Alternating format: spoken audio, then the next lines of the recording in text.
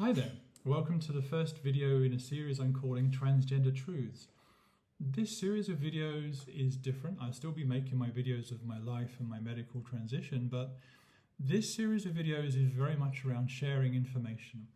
Information around what makes transgender people who they are, and also information around some of the various topics and subjects and questions of the day to help people better understand whatever those issues might be. Of course, part of my agenda is also to fight back against the misinformation, the lies told about transgender people. Particularly in the last 5 or 10 years, the temperature has been ratcheting up on transgender people. The degree of persecution of transgender people has grown to a ridiculous amount. And often at the heart of it, you will see ignorance and or deliberate lies or mistruths being said about transgender people. And so this is about fighting back against some of those lies told about people like me. If I look at those lies and those mistruths shared about people like me, the number one at the top of the list is pretty much invariably that we are mentally unstable, we are delusional, we are deranged, we are mad, we're mentally ill. That's a very common theme and a common accusation around transgender people. Needless to say, it's not true. But you don't have to take my word for it. You know, I've done lots of research and I know that for a fact, which is I find reassuring personally. Actually, where medical science is now at is that transgender people are as they are, and indeed lesbian and gays for that matter. We are as we are, not because we are mentally ill, not because we are wrong, not because we need treating, but because actually the way our biology and genetics and hormones and chromosomes and DNA and all of that are put together, they all just add up to someone who happens to be, in my case, transgender, in other cases, lesbian or gay. That's where medical science has got us to. We are not mentally ill, we are a natural human variation. And I'll get on to some of the history and some of the research that evidences that in the rest of this video. But if I can take you back to the early 1900s in Berlin, Berlin at the time was a hotbed of research and advanced thinking, particularly around, amongst other things, lesbian, gays and transgender people. There was a doctor called Magnus Hirschfeld in Berlin in the early 1900s. He was way ahead of his time. He was very much of the view that lesbians, gays and transgender people, that nature of that person reflects simply their humanity. It's how we are put together. That was very much his view. He did a lot of research and a lot of studies. He ended up actually fighting for LGBT rights in Berlin and Germany and was successful to some extent. So he was an early pioneer in the field. Later again in Berlin, there was a Dr. Kurt von Kross. If you've seen the film The Danish Girl, he was the doctor, the surgeon portrayed in that film performing male to female surgery on Lily Elbe, the Danish girl. So Berlin was a hotbed of not just, if you like, theoretical science and research, but practical research into how to provide gender affirming care. Obviously in my case for transgender individuals, which is really interesting that there was this hotbed at that time. Obviously later in the 30s, the Nazis came through. They destroyed, they razed to the ground the institutions, they burned the books, they burned the research, and the doctors fled.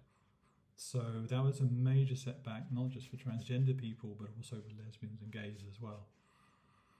And so after the war, the prevailing thinking remained what it had been generally before, which is that our focus on transgender people, that we were mentally ill. That persisted for some time. We were legislated against, we were not free to live openly, we'd be imprisoned if we weren't careful, and so on. And that happened all the way through the 50s and the 60s and so on. If I then roll forward to the more modern day, even though the prevailing thinking was, let's say in the 60s and 70s, that being transgender was a mental illness, it wasn't until 1980 that being transgender was formally recognized as being a mental illness. This was by the American Psychiatric Association, the APA, which publishes a directory of illnesses, including mental illnesses. And in 1980, it was the first time it ever put in there as a definition of mental illness someone who was transgender. Later on in 1990, the World Health Organization did exactly the same thing. In their case, they're recognizing, if you like, the global trend to recognize transgender people as being mentally ill. But the science continues to evolve.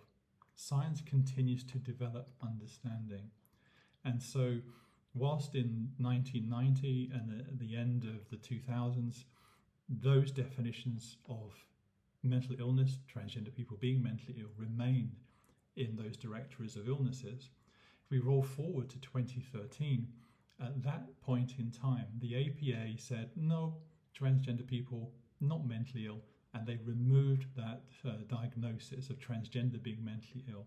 They took it out of their directory. Naturally, the World Health Organization, being a body that tends to recognize the research happening globally and feeding off all of those sort of inputs, took the World Health Organization a little bit longer. But in 2019, the World Health Organization did exactly the same thing. So at the end of 2019, being transgender was no longer formally seen as a sign of mental illness. It was seen as a natural human condition, a biological and a genetic condition. I am what I am because of my genes, my DNA, my chromosomes, and all the rest of it. That was where science had got us to.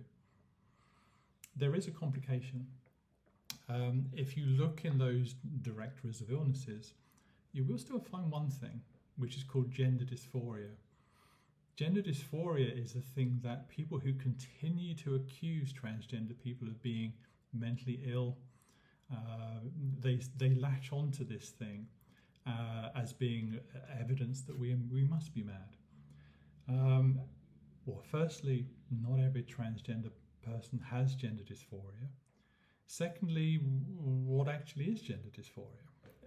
In a very, very simple way, gender dysphoria is a stress condition when someone born one way identifies and needs to live as another, but has some kind of blockage in there somewhere. It's a stress of where you need to be versus where you are. And that can arise because of the way society treats a person.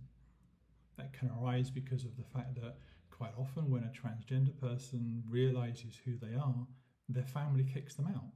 Their wife or husband kicks them out. I've heard of transgender people being blackmailed by their spouses when they've come out as transgender.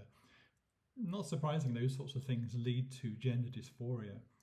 But the critical distinction is it's a recognition of the stress condition of the individual concerned, being unable easily to live as who they identify as. It's not a statement that who they identify is wrong, or who they identify as needs treatment, or who they identify as mentally ill. It's not that at all. So if I were to be in a situation where I had gender dysphoria, then the medical profession would gather around me and try to help me deal with my stress. It wouldn't try to convince me that I was not a woman, because it would accept that actually, I am a woman, and it's the stress and the living in society that needs help, not the fact that I need to be convinced otherwise that I'm not a woman. And that's a significant difference. But nonetheless, what you'll frequently see people seize on is the continued definition of dysphoria as an illness, as a sign that transgender people are ill, when we're not. We are entirely sane. And actually it kind of makes me laugh sometimes, because to get access to gender affirming care, everyone does it. Cisgender people and transgender people do it. Cisgender people can do it without access to psychiatrists and psychiatric support. Most commonly, for a transgender person to access gender affirming care, we have to use a psychiatrist. We have to use them effectively as a gatekeeper to be able to access hormones and surgery and so on. So actually, objectively, we are more likely not to be mentally ill than anybody else, because we've got the psychiatric assessment that proves it objectively, which always makes me laugh. So what else can I say about this kind of thing? Well, if I go back to the UK, the Supreme Court decision of April 2025, and they said a woman is a biological woman. that's a simplification of what was going on then, but basically that was their conclusion. They didn't define biological woman, which is really interesting. There's just kind of this assumption it's genitalia, it's what you assigned at birth, blah, blah, blah, blah, blah. And a lot of medical associations and bodies reacted by, quote, saying that that decision was biologically illiterate. And that comment by the medical bodies and the medical associations is a recognition that actually medical science recognizes that people who are transgender are that way as a result of biology, genetics, hormones, chromosomes, DNA, brains, all that kind of stuff. So actually, the science tells us that I am a biological woman because I am the way I am, not because I'm mentally ill, but because of how I'm put together. I might have the wrong genitalia, but then lots of people have the wrong genitalia, including intersex people. I can quite easily make the case that based on where medical science is at, I am biologically a woman, and that actually does bring me quite a lot of comfort. Something additionally that's worth focusing on, as opposed to this sort of mass of hormones, chromosomes, and DNA, is one set of studies that I really like, which is studies into transgender people's brains. What has been found commonly is that the brain of a transgender person will more often than not be more like the gender they identify as than the sex they were born as. So in my case, my brain is more like a female brain than a male brain, which explains a lot in terms of my early life and what I was trying to do and what I had to cover up in order to survive in society. It's different in the sense that physically the way a brain is structured does vary from person to person, from gender to gender. And so physically the building blocks of the brain are different. But it's also more complex than that. What they've found is the way that signals are sent and received around the brain varies again between male and female. And again, transgender people, the way we process and transmit and receive signals through our brain is more like the gender we identify as than the sex that we were born as. And I find the brain and pictures and research really, really interesting. I always remember in my youth the old expression, I forget where it came from, which is, oh, I think, therefore I am. Actually, I think, therefore I am who I think I am. And given that my brain is more female, it's no surprise that my only happiness and joy in life has come from living as Maria.